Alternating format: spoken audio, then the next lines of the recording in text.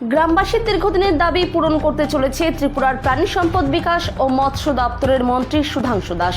2023 সালে ত্রিপুরা বিধানসভা নির্বাচনের আগে ত্রিপুরা ঊনকোটি জেলা ফটিকরায় বিধানসভা কেন্দ্রের অন্তর্গত পশ্চিম রাতাছড়া গ্রামের মালাকার পাড়ার মানুষের প্রধান দাবি ছিল যাতায়াতের সুবিধার্থে একটি ব্রিজ নির্মাণ করে দেওয়ার জন্য। ত্রিপুরার প্রাণী সম্পদ বিকাশ ও মৎস্য দপ্তরের মন্ত্রী সুধাংশু দাস গ্রামবাসীর সেই দাবিকে সম্মান জানিয়ে বিজেপি সরকার প্রতিষ্ঠিত হওয়ার 1 বছরের মধ্যেই ব্রিজ নির্মাণের কাজ শুরু হয়। বর্তমানে সেই ব্রিজ নির্মাণ প্রায় শেষের পথে।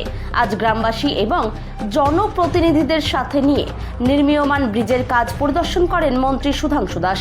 কাজের অগ্রগতি দেখে তিনি সংশ্লিষ্ট কর্তৃপক্ষকে নির্দিষ্ট সময়ের মধ্যে কাজ শেষ করার জন্য নির্দেশ দেন। গ্রামবাসীর দীর্ঘদিনের দাবি পূরণ করে দেওয়ার জন্য মন্ত্রী সুধাংশু দাসকে ধন্যবাদ জ্ঞাপন করেছে সকল গ্রামবাসী। আসলে উদ্দেশ্যটা কি এখানে? আজকে পশ্চিম রাতাছড়া গ্রাম পঞ্চায়েতের 6 নং ওয়ার্ডের মালাকার পাড়াতে যে ব্রিজের কাজ চলছে ছড়ার উপরে পাকা সেতু, সেটা আমরা পরিদর্শন করতে এসেছি। আমার মনে আছে 2023 বিধানসভা নির্বাচনের আগে এই মালাকার পাড়া এলাকাতে যখন জনসম্পর্কের জন্য আমরা এসেছিলাম, তখন এখানকার স্থানীয় লোকের প্রবল দাবি ছিল যে এই ছড়ার কারণে বিশেষ করে অত্র এলাকার যারা নাগরিক আছেন তাদের আসা যাওয়ায় প্রচণ্ড অসুবিধা হয়, ছাত্রছাত্রীদের স্কুলে যেতে প্রচণ্ড অসুবিধা হয়।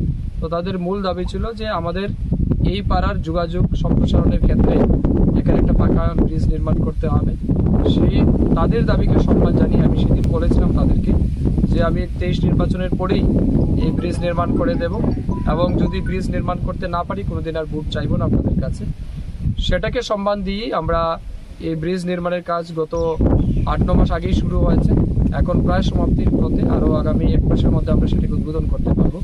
তো সেটার কাজের গুণগত মান এবং সঠিক সময়ের মধ্যে সম্পন্ন হচ্ছে কিনা না এটা খতিয়ে দেখতে আজকে এখানে এসেছি। তো আমি ধন্যবাদ জানাচ্ছি স্থানীয় পঞ্চায়েত জনপ্রতিনিধিদের, তাদেরও অত্যন্ত আন্তরিক প্রচেষ্টার কারণে সেটা সম্ভব হচ্ছে। তারাও প্রতিনিয়ত সেটাকে মনিটরিং করছেন, তারাও সহযোগিতা করছেন, এবং এলাকাবাসী সবাই মিলে সহযোগিতার ফলে এই ব্রিজ আমরা সম্পন্ন করতে পারছি। আমি মালাকার পাড়া এলাকার সমস্ত নাগরিককে অনেক শুভেচ্ছা জানাচ্ছি, অভিনন্দন জানাচ্ছি।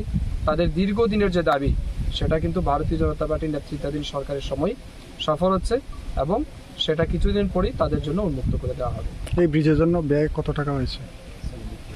73 করোড়ের প্রজেক্ট রয়েছে, এটা 73 লক্ষ টাকার প্রজেক্ট সেটা। তো খুব ভালো ব্রিজও তারা করেছেন এলাকার সবাই মিলে, এবং এটা আরসিসি ব্রিজ, এবং গ্রামের মানুষের যেটা প্রত্যাশা ছিল তার চেয়ে কিন্তু বড় ব্রিজ এখানে হচ্ছে, অর্থাৎ হেভি ভেহিকেলও কিন্তু এটার উপর দিয়ে যেতে পারে।